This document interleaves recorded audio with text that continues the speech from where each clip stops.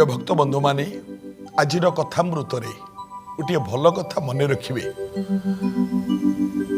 पुरातन पुरातन लोक मैंने एक कथा कहते केतोटी बहिरे मध्य मु देखी कथा आपण आगे कहूँ। घरे जदि विवाह करी पारु नथिबा पुओ किंबा झियो माने थांती, विवाहर हो पारुनी, भांगी जाउची, कोठी केमती चेष्टा कले भी हो पारुनी। आज्ञा जो घर को जो रुआ बणरे बढ़ी, जो कन्या को जो बर विधाता गढ़ी, जो पुअर भात हांडी रे जो झियो चाउल पकई से झियो सहित संपर्क जोड़ा नहबा पर्यंत विवाहर भांगुथव।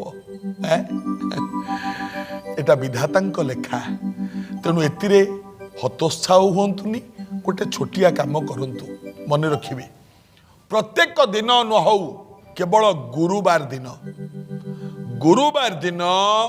जदि अरुआ चाउल रे हलदी गोले, मन रखिबे आज्ञा, गुरुवार दिन अरुआ चाउल रे हलदी गोले से चाउल को जदि पारा मानू खाइबा को दियंती, घरे विवाह करि पारु नथिबा पुओ झियंकर विवाह शीघ्र हो जाए।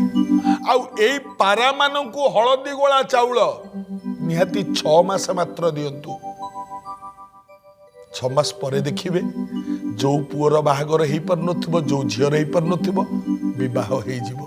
एवं आ द्वारा आउ गोटे मंगल हब कौन, पक्षी मानू किछि आहार आ द्वारा आपण देले जीवे दया।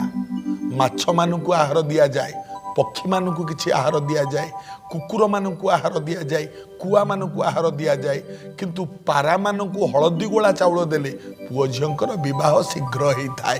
पालन कले मंगल हब।